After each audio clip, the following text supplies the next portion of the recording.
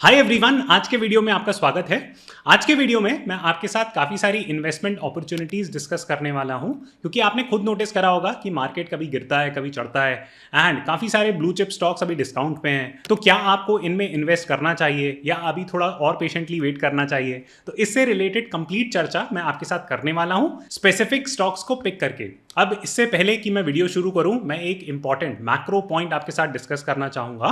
आज है 16 दिसंबर एंड मैं ड्यूरिंग मार्केट आवर्स ये वीडियो शूट कर रहा हूं और अभी हाल फिलहाल मार्केट थोड़ा गिरा हुआ है। अब मार्केट गिरा क्यों इंडिया में, उसकी मुख्य वजह आती है यूरोप से।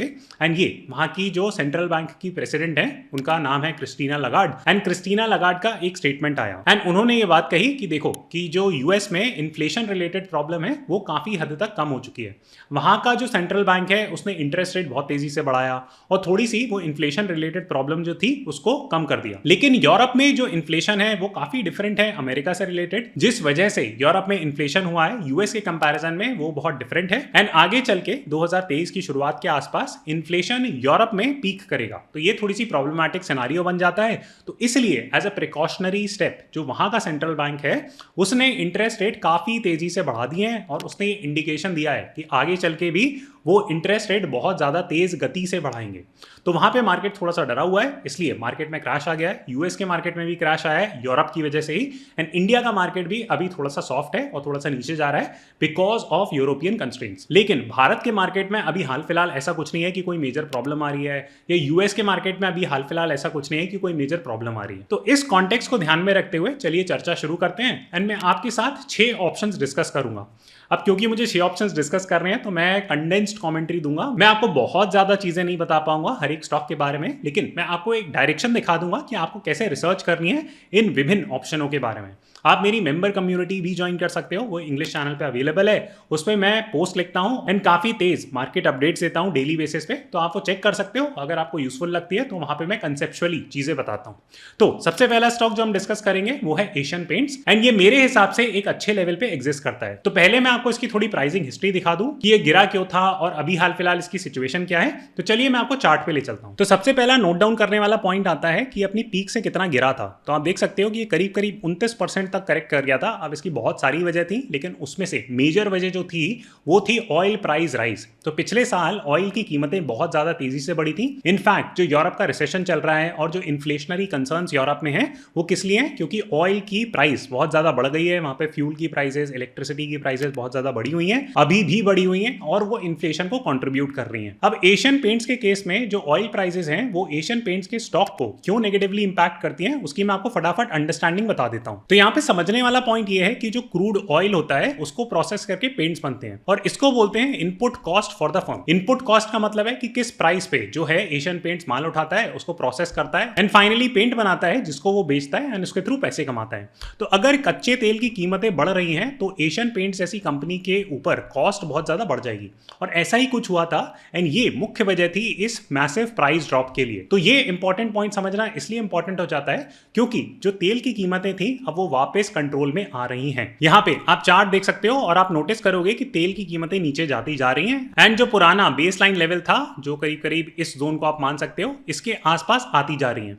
तो एक अच्छा हेल्दी साइन है। अब आगे चल के क्या होगा, बहुत सिंपल सी चीज है कि एशियन पेंट्स जैसी कंपनी को काफी फायदा पहुंचेगा क्योंकि उसकी इनपुट कॉस्ट कम हो जाएगी। एंड ये चीज मैं आपको नंबर्स के थ्रू भी दिखा सकता हूं। तो यहाँ पे आप देख सकते हो कि अगर आप सेल्स देखो तो सेल्स मतलब कि कितना प्रोडक्ट एशियन पेंट्स बेच रहा है, तो सेल्स में कोई कमी नहीं आई है, सेल्स उसकी बढ़ती चली जा रही है, चाहे कोविड हो नहीं हो, ये वो चीजें। प्रॉब्लम आई कहां थी, प्रॉब्लम थी ऑपरेटिंग प्रॉफिट मार्जिन में। तो आप देख सकते हो कि 17% के आसपास पहुंच चुका है एंड इसकी वजह से जो है स्टॉक प्राइस नीचे आया है। अब आगे चल के क्योंकि तेल की कीमतें जो है वो नीचे जाएंगी तो ये ऑपरेटिंग प्रॉफिट मार्जिन बढ़ेगा और फाइनली नेट प्रॉफिट में ट्रांसलेट करेगा और इसीलिए एशियन पेंट्स ऊपर जाना चाहिए। ये टेक्निकल चार्ट पैटर्न पे भी एप्लीकेबल है, तो मैं आपको फटाफट वो भी समझा देता हूं। तो यहां पे बन रहा है एक एक्यूमुलेशन पैटर्न। तो आप देख सकते हो कि ये एक बन रहा है कप, ये बनेगा हैंडल एंड फिर यहां से अगर आप टेक्निकल टारगेट उठाओ तो करीब करीब निकल के आता है 4400-4500 रुपए के आसपास। और अगर ये 3000 रुपए से 4500 के आसपास पहुंच जाए तो कितना हो जाता है गेन, करीब करीब 50%। तो अगर आपका व्यू पॉइंट 2 या 3 साल का है तो ऐसा कोई रीजन नहीं है कि एशियन पेंट्स रिकवरी क्यों नहीं दिखाएगा। अब जब भी आप स्टॉक खरीदते हो तो उसको एक्यूमुलेट करने का एक तरीका होता है। अब मैं आपको सारी बातें एक वीडियो पे नहीं समझा सकता,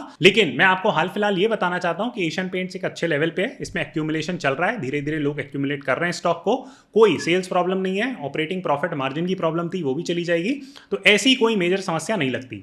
अब मेजर समस्या क्या है? मेजर समस्या अभी ये है कि अगले साल 2023 में ऐसा अनुमान लगाया जा रहा है कि ग्रोथ फोरकास्ट स्लो रहेगा। अगर ग्रोथ फोरकास्ट स्लो रहेगा तो ड्यूरेबल गुड्स जो होते हैं और डिस्क्रेशनरी गुड्स का मतलब कि यार ऐसा जरूरी नहीं है कि घर का पेंट नहीं कराया तो अपनी हेल्थ खराब हो गई वाली चीज, तो ये जरूरी प्रोडक्ट्स नहीं है। तो ऐसे प्रोडक्ट्स में होता क्या है कि लोग अपने परचेज डिसीजंस डिले कर देते हैं। वो सोचते हैं कि यार चलो ठीक है, इस साल घर पेंट नहीं कराते, थोड़ी सी मारामारी चल रही है इकोनॉमी में, जॉब का कोई भरोसा नहीं है, तो 1-2 साल बाद करा लेंगे, ऐसी कौन सी आफत आई जा रही है। तो लोग इस तरीके से अपने परचेज डिसीजंस डिले कर देते हैं। बट मेरा अनुमान यह है कि अगर आपका 2 या 3 साल का व्यू पॉइंट है तो ये एक अच्छा स्टॉक है एक्यूमुलेट करने के लिए। चलिए अब दूसरे ऑप्शन की तरफ बढ़ते हैं एंड यहाँ पे मैं बात करूंगा अमेरिकन स्टॉक्स की, और यहाँ पे बात करते हैं अमेरिकन इंडेक्स की। ये समझना थोड़ा सा जरूरी हो जाता है बिकॉज भारत का स्टॉक मार्केट अमेरिका के स्टॉक मार्केट से काफी क्लोजली इंटरलिंक्ड है। तो कृपया करके आप अमेरिकन स्टॉक्स को भी थोड़ा बहुत समझें। मैं ये नहीं बोल रहा कि आप अपना पैसा लगा दो जाके वहां, अगर आपको समझ नहीं आता तो मत लगाइए, लेकिन एटलीस्ट समझिए कि यूएस की इकोनॉमी में चल क्या रहा है, क्योंकि सारी की सारी जितनी भी इकोनॉमीज हैं दुनिया की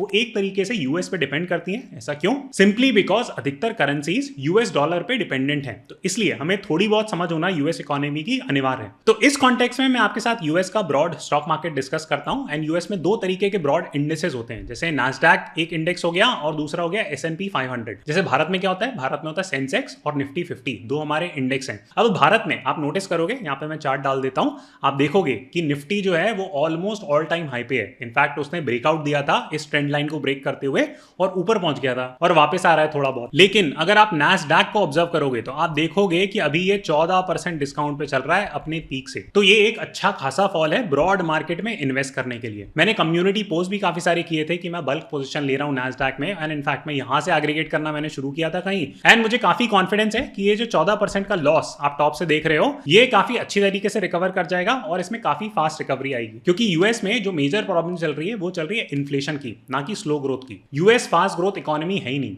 अभी जो मेजर समस्या जो यूएस में चल रही थी वो इन्फ्लेशन की चल रही थी। इन्फ्लेशन नंबर आप यहां से देख सकते हो कि इन्फ्लेशन नंबर नीचे आने शुरू हो गए हैं, जो एक बहुत पॉजिटिव साइन है। और ऐसा कोई रीजन नजर नहीं आता कि ये 14-15% की रिकवरी क्यों नहीं आएगी नास्डैक में।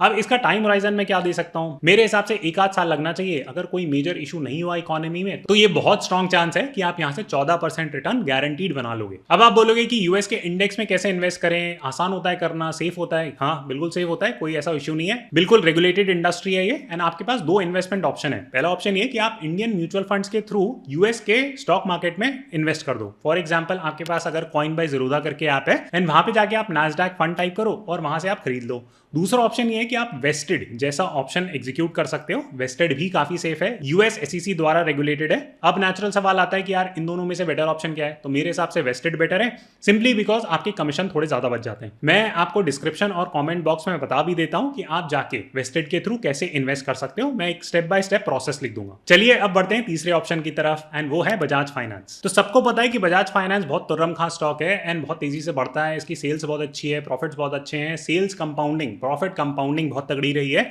अच्छी कंपनी है, कोई इशू नहीं है।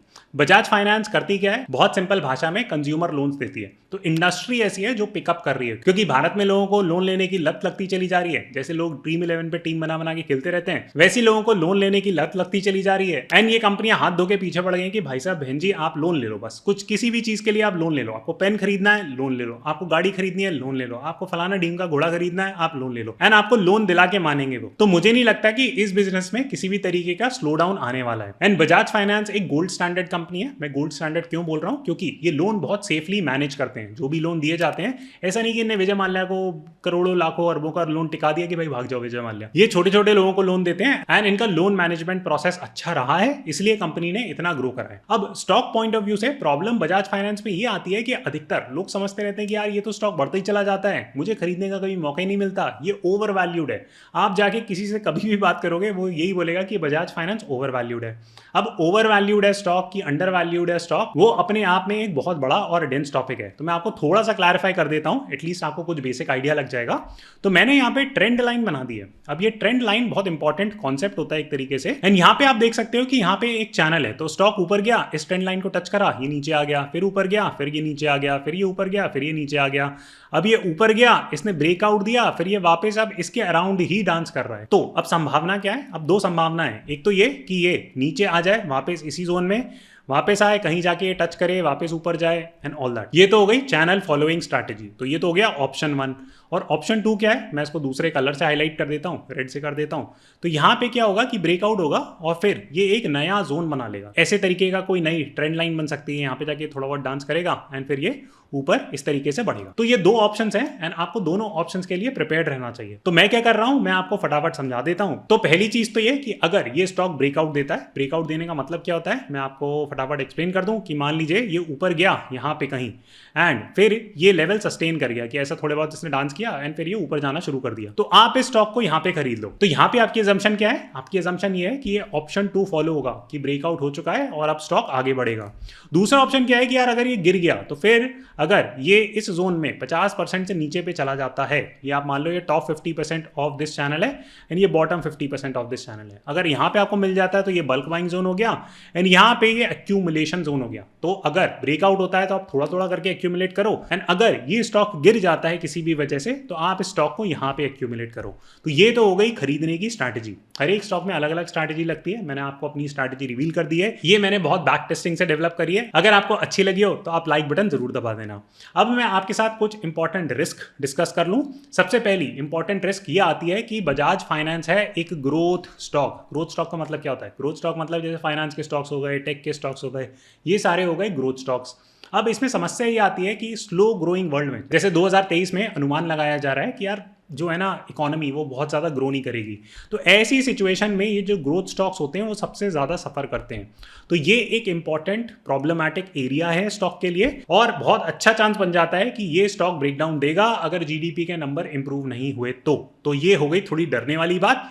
स्टॉक मार्केट में हमेशा आपको प्रो कॉन एनालिसिस करके इन्वेस्ट करना होता है। ऐसा कोई आपको करेक्ट आंसर नहीं दे सकता कि भाई साहब ये तो गारंटीड है, ये खरीद लो, ये तो 100% बढ़ेगा। 100% वाली बात कहीं नहीं होती, प्रोबेबिलिस्टिक सिनेरियोज होते हैं। तो प्रोबेबिलिटी के हिसाब से मुझे लगता है कि ठीक ठाक करेगा ये स्टॉक, गिरना तो नहीं चाहिए यहां तक, बट अगर गिर गया तो डेफिनेटली एक्यूमुलेट कर लेना, उसमें कोई घबराने वाली बात नहीं है, कंपनी बहुत सॉलिड है। अच्छा, एक साइड नोट, मैं डिस्क्लेमर देना तो भूल गया कि मैं जो भी बातें कर रहा हूं मैं एजुकेशन के पॉइंट ऑफ व्यू से बात कर रहा हूं। मैं कोई खरीदने बेचने और इन सब आपको क्या करना चाहिए, ये रिकमेंडेशन है, ये सब मैं नहीं कर रहा हूं। जो मैं खुद करता हूं वो मैं आपको बता देता हूं। अब कहना इसलिए इंपॉर्टेंट हो जाता है क्योंकि लोग मेरे पे केस ठोक देंगे अगर कल से स्टॉक नहीं बढ़ा तो। आप हो सकता है कि हंस रहे हो ये बात सुन के, लेकिन ये सच में हो जाता है, इसलिए ये डिस्क्लेमर देना बहुत इंपॉर्टेंट है। तो अच्छा चलिए नेक्स्ट ऑप्शन की तरफ बढ़ते हैं एंड यहाँ पे मैं बात करता हूँ HDFC, housing development finance corporation. HDFC bank नहीं, HDFC बैंक और HDFC का मर्जर हो चुका है और HDFC अब HDFC बैंक का पार्ट बन जाएगा। तो ये थोड़ी सी बैक स्टोरी हो गई कॉर्पोरेट को लेके। मैंने अपना HDFC बैंक नहीं, HDFC का पूरा माल बेच दिया है और उसको रोटेट कर दिया है दूसरे HDFC ग्रुप के स्टॉक्स में।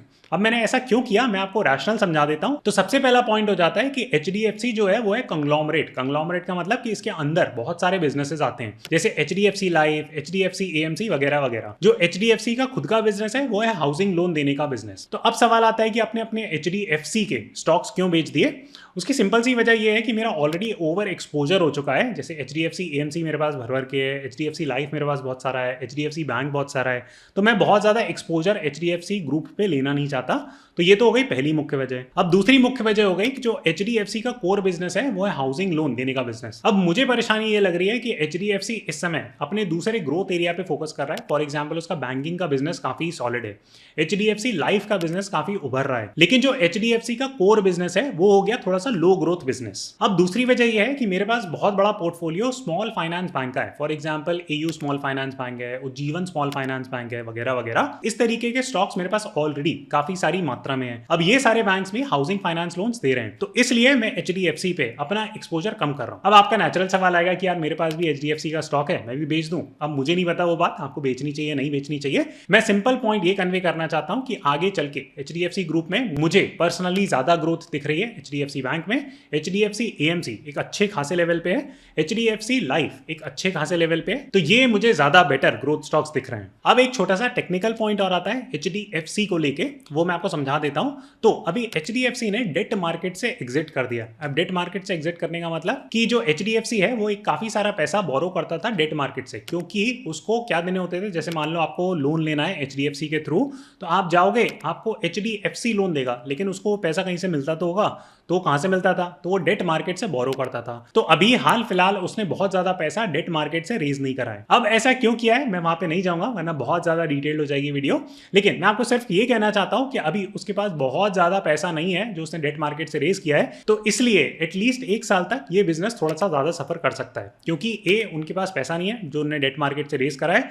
दूसरा पॉइंट, जो अभी ईएमआई इंस्टॉलमेंट्स है वो काफी बढ़ गई होंगी, क्योंकि लोन के दरों की कीमतें भी काफी बढ़ चुकी हैं। तो मुझे नहीं लगता कि अभी ये काफी फ्रूटफुल बिजनेस होने वाला है अगले 1 साल तक। तो चलिए अगला स्टॉक डिस्कस करते हैं जो है डिवीज लैब। काफी सारी क्वेरीज आई हैं कि डिवीज लैब पे क्या करना चाहिए, तो पहले मैं आपको थोड़े से चार्ट दिखा दूं तो आप देख सकते हो कि करीब करीब 38% तक नीचे ट्रेड कर रहा है ये स्टॉक। लोग बहुत ज्यादा एक्साइटेड हैं कि यार 40% डिस्काउंट पे मिल रहा है ये स्टॉक, कि यार मैं तो अब घर बार बेच के डिवीज लैब में ही बस जाऊंगा। नहीं, ऐसा मत करिएगा, बहुत सारी रिस्क है। तो मैं आपको फटाफट बता देता हूं। तो सबसे पहली समस्या जो स्टॉक में हुई है वो ये हुई है कि ये स्टॉक बहुत ज्यादा तेजी से बढ़ा है। तो ये आप यहां से देख सकते हो कि अगर आप 2020 के लेवल से देखो, ये 2012% से बढ़ा और अभी अपनी पीक से मात्र 38% करेक्ट हुआ है। तो अब नेचुरल सवाल आता है कि यार ये 2012% का रिटर्न इस स्टॉक ने दे कैसे दिया, ऐसे इसने क्या कमाल धमाल कर दिया था। ओके, उस बात को समझते हैं एंड उसका आंसर आता है इस पर्टिकुलर ड्रग से। हो सकता है मैं प्रोनाउंसिएशन गलत करूं। इस दवाई को बोलते हैं मोलन्यूपिरेविर। तो ये दवाई कोविड ट्रीटमेंट के लिए यूज करी जाती थी और डिवीज लैब को इस दवाई को बनाने से बहुत ज्यादा फायदा हुआ। तो इस दवाई को आप एक तरीके से बोल सकते हो डिवीज लैब की ब्लॉकबस्टर ड्रग। उससे डिवीज लैब को बहुत फायदा हुआ था। लेकिन अब फॉर्चुनेटली कोविड की समस्या कम हो गई है। मेजर समस्या ये है कि भाई अब अगली ग्रोथ आपकी कहां से आएगी। अगली ग्रोथ किसी भी फार्मा कंपनी में तब आती है जब वो किसी तरीके की R&D इन्वेस्टमेंट करती है। जितना ज़्यादा आप R&D में इन्वेस्ट करोगे उतनी ज़्यादा आप अपनी नेक्स्ट ब्लॉकबस्टर ड्रग को आइडेंटिफाई कर पाओगे। तो आप इस चार्ट से देख सकते हो कि इसकी जो R&D स्पेंड है कंपनी की, वो लगातार नीचे आ रही है। जो भी पैसा कंपनी ने बनाया उसने उसको प्रोपोर्शनली R&D में इन्वेस्ट नहीं करा, जो एक हेल्दी साइन नहीं है किसी भी फार्मा कंपनी के लिए। अब आप मुझे काउंटर आर्ग्यूमेंट दे सकते हो, आप बोल सकते हो कि यार कुछ तो पैसा इन्वेस्ट कर रही है ना वो R&D में, तो हो सकता है आइडेंटिफाई कर ले अपनी नेक्स्ट ब्लॉकबस्टर ड्रग। एंड मैं अग्री करता हूं, लेकिन संभावना कम हो जाती है अगर आपका R&D एक्सपेंस कम हो जाए, तो ऐसे ही प्रोबेबिलिटी काफी कम हो जाएगी कि वो अपनी ब्लॉकबस्टर ड्रग ज्यादा जल्दी आइडेंटिफाई कर पाए। तो इसलिए मुझे ग्रोथ पोटेंशियल मैसिवली नहीं दिखती डिवीज लैब में हाल फिलहाल। अब अगली मेजर समस्या जो है वो आपको इस चार्ट से समझ में आएगी। आप यहां से देख सकते हो कि डिवीज लैब का 44% बिजनेस आता है यूएस एक्सपोर्ट से, 33% आता है यूरोप से। तो अगर आप इन दोनों नंबरों को जोड़ लो तो करीब करीब 75% बिजनेस डिवीज लैब का भारत के बाहर से आता है। अब ये बहुत बड़ा एक हेडेक है कंपनी के लिए, क्योंकि जितने भी एक्सपोर्ट ओरिएंटेड बिजनेसेस हैं वो काफी हाई रिस्क बिजनेसेस बन चुके हैं भारत में हाल फिलहाल। ऐसा क्यों? मैंने आपको शुरुआत में स्टोरी बताई थी कि यूरोप में उनकी खुद की समस्याएं बहुत ज़्यादा चल रही हैं। यूएस में भी समस्याएं हैं, पूरी तरीके से गई नहीं है। तो वो अपनी लोकल मैन्युफैक्चरिंग को बूस्ट करेंगे, जो भी वो लोकली प्रोड्यूस कंज्यूम कर सकते हैं वो करेंगे। काफ़ी सारे रिस्ट्रिक्शंस लगा देंगे, भारत ने भी लगा दिए हैं। तो ऐसा बहुत एक्सेलरेटेड ग्रोथ प्लान मुझे हाल फिलहाल डिवीज लैब के लिए नहीं दिखता। तो मैं इसलिए फ्रेश पोजीशन नहीं बनाऊंगा इस स्टॉक में। मेरे पास थोड़ा बहुत पड़ा हुआ है, मैं इसको ऐसे ही रहने दूंगा और अभी मैं वेट एंड वॉच करूंगा ऐसे स्टॉक में। तो चलिए फाइनल इन्वेस्टमेंट ऑप्शन की बात करते हैं जो है निफ्टी 50। निफ्टी 50 भारत का इंडेक्स है। आपको भारत के इंडेक्स में अभी हाल फिलहाल इन्वेस्ट करना चाहिए कि नहीं करना चाहिए, अगेन डिपेंड करता है कि आपका विजन क्या है, आपका होराइजन क्या है, आप कितना अमाउंट इन्वेस्ट करना चाहते हो, आप कैसे देख रहे हो, आपका होल्डिंग पीरियड क्या है, ये वगैरह वगैरह बातें। लेकिन मैं आपको फटाफट कुछ इंपॉर्टेंट पॉइंट बता देता हूँ। तो सबसे पहली इंपॉर्टेंट पॉइंट, अभी क्या निफ्टी अंडर वैल्यूड है कि ओवर वैल्यूड है, नहीं पता। इस स्टेज पे किसी को नहीं पता। जो भी कॉमेंट्री कर रहा है गलत कर रहा है, क्योंकि निफ्टी आप एक तरीके से बोल सकते हो कि यार ऑलमोस्ट अपने ऑल टाइम हाई पे है। तो आप डेफिनेटली इसको अंडर वैल्यूड तो नहीं बोलोगे। अगर आप ट्रेंड लाइन देखो तो बहुत स्ट्रॉन्ग संभावना है कि इस ट्रेंड लाइन को ये वापस टच करेगा। तो ये बनता है 17,800 का लेवल। अगर इस लेवल पे गिर जाता है तो आपको निफ्टी में थोड़ा बहुत निवेश कर देना चाहिए, ऐसा मुझे लगता है। मैंने ये बात पहले भी बोली थी कि 2023 एक ऐसा ईयर है जहां पे जनरल प्राइस राइज आप देखोगे और ये लेवल ट्रेड करेगा 17,600 से 19,500 के बीच में। अगर आप एक ऑप्टिमिस्टिक सिनेरियो लो तो यहाँ पे 21,500 के आसपास का लेवल भी टच हो सकता है, डिपेंडिंग कि सरकारें इंटरेस्ट रेट क्या निर्धारित कर रही हैं। क्योंकि 2024 में इलेक्शंस हैं काफी सारी जगह पे, ना सिर्फ इंडिया में।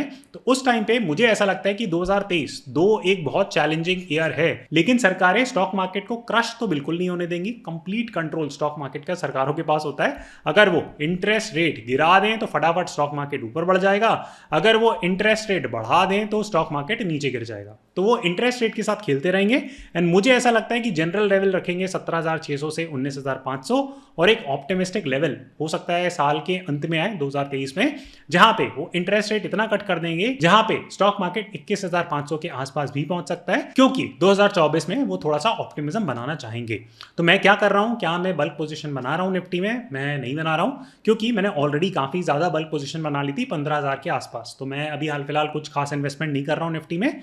रेगुलर फॉर्म में जहां पे भी मुझे अंडर वैल्यूड अपॉर्चुनिटीज लग रही हैं वहां पे मैं इन्वेस्ट कर रहा हूं। अगेन, मैं मेंबर कम्युनिटी में कमेंट्री देता रहता हूं, अगर आपको पसंद आए तो आपको कम्युनिटी ज्वाइन कर सकते हो, क्योंकि आपको क्विक अपडेट्स मिल जाएंगी। मैं उम्मीद करता हूं कि आपको ये वीडियो पसंद आया होगा। अगर आया है तो लाइक एंड सब्सक्राइब जरूर करिएगा, एंड मैं आपसे जल्दी अगले वीडियो पे मिलता हूं।